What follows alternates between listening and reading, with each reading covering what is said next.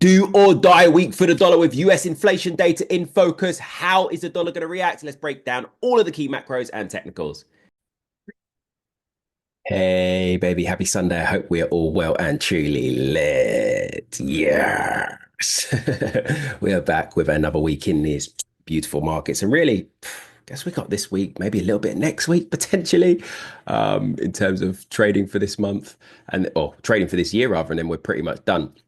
But anyway, it's a jam-packed week in terms of data, as you can see here, a lot of high impact stuff.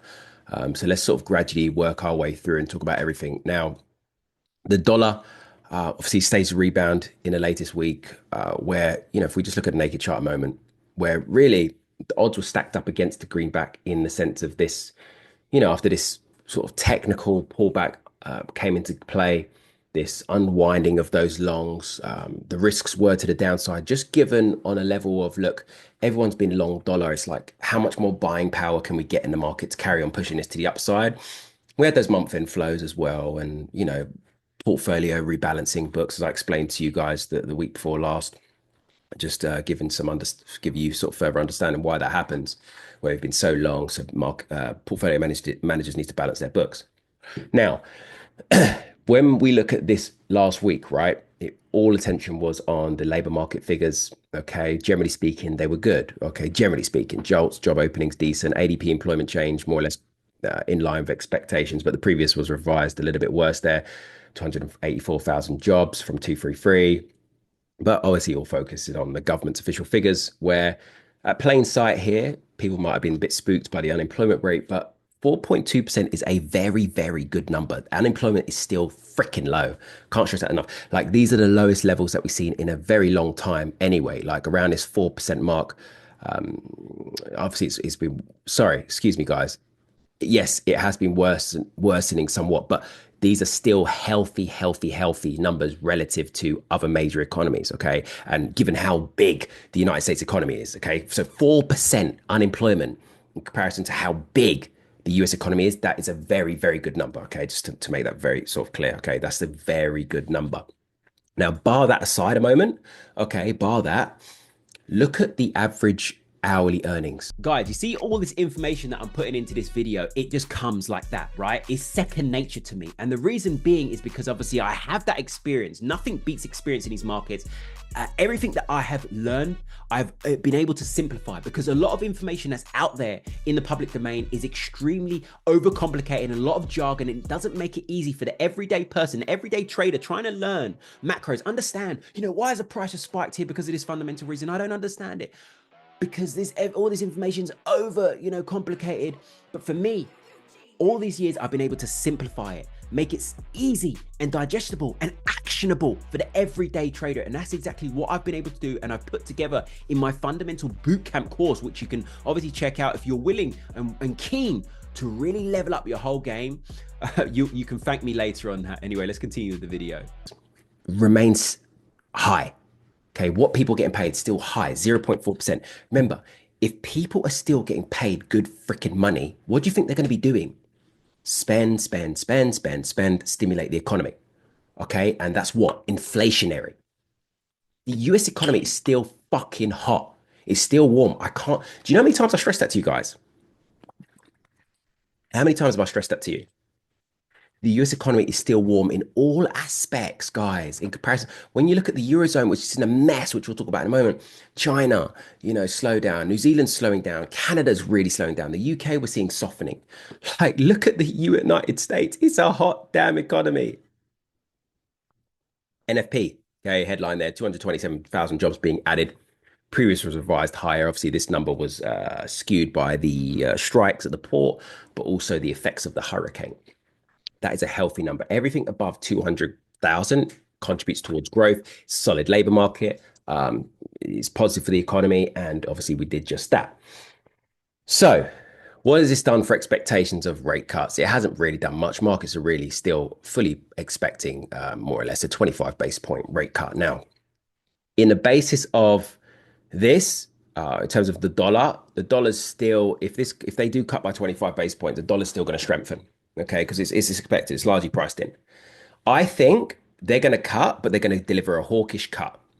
in the sense of they're going to really calm the markets down. They're going to say, calm the fuck down for 2025. We're going to be so gradual. They're going to make that extremely clear. They have to. If they don't, they're fucked. They're, sorry, guys. They're absolutely delusional if they don't. Okay. Given how you guys know how hot the US economy is at the moment, how warm it is relative to its peers, and the risks of inflation cropping up, especially we haven't even got to Trump coming in yet. Trump's going to be inaugurated in January. This guy's going to be inflationary, his policies, these tax cuts. People are only going to be spending more money. There's risks to inflation. If the FOMC don't see that, they're crazy. They're freaks. So anyway, my point is I'm expecting a hawkish cut, especially when we focus on this week. Look, for me, obviously, in all aspects of the economy, it's still warm. I don't see inflation coming down this week. I see it remaining sticky. So, but where the markets are really pricing, you know how the markets are bully sometimes. They bully. Remember that first FOMC cut, 50 base point cut? What the fuck did they do that for? They did it because the markets bullied them. Jerome Powell, grow some balls, grow some cojones, you little bitch. Sorry, guys. Sorry. I really try some bombs. I'm on one today. But like, my point is they didn't need to cut that by 50 basis points when you can see it for yourself. It's warm economy, right? So I expect the hawkish cut, especially if this data this week, the CPI data remains sticky. So let's take a look at the dollar here. Obviously, we staged a rebound in the latest week. That big, you can see that 105.50, 105 double O area protected at the moment. You can see if you just look along there, look left, there's decent demand there supporting the Dixie at that. So yeah, that demand level being held there for the Dixie. Um, for me, just given that we didn't follow through, the bears were unable to follow through in terms of momentum on that bearish candlestick the week before last. I see the risks back to the upside for the greenback, those dips being bought. I mean, obviously, I'm always in favor of the dips being bought for the dollar after this sort of weird technical pullback correction that's needed to take place. I say weird just because obviously the macros are so strong. Dips obviously remain attractive. Okay, you can see on the daily, you can almost view that a bit of as a bit of a bottom, right? One, two, bit of a W there, neckline there around the mid 106 region, breakout retest, open up to go and challenge 108. Obviously, this would need to be backed up by Wednesday's CPI coming in sticky, remaining sticky, especially on that annualized. That annualized comes in there. That's inflationary. The dollar, look, even if it comes in line, the dollar cannot be sold. It cannot and should not because we will get that hawkish cut as I explained. Okay, the 2025 cuts will strip right down in terms of expectations, be brought all the way down. Like if you look now at 2025, markets are expecting a cut. Okay, markets are expecting cuts like pretty much throughout the year, gradually. But anyway, I expect those the pricing of rate cuts to be really reduced across the board in terms of probabilities. Okay, given risk to inflation, especially when Trump is inaugurated and he's going to want to move fast. Trump's going to move fast with his policies. Trust me, he will want to move quick, hit the ground running, and just start flexing his muscles a little bit and just make the economy run a little bit more hotter than it already is. It's warm. He's going to make it run hot.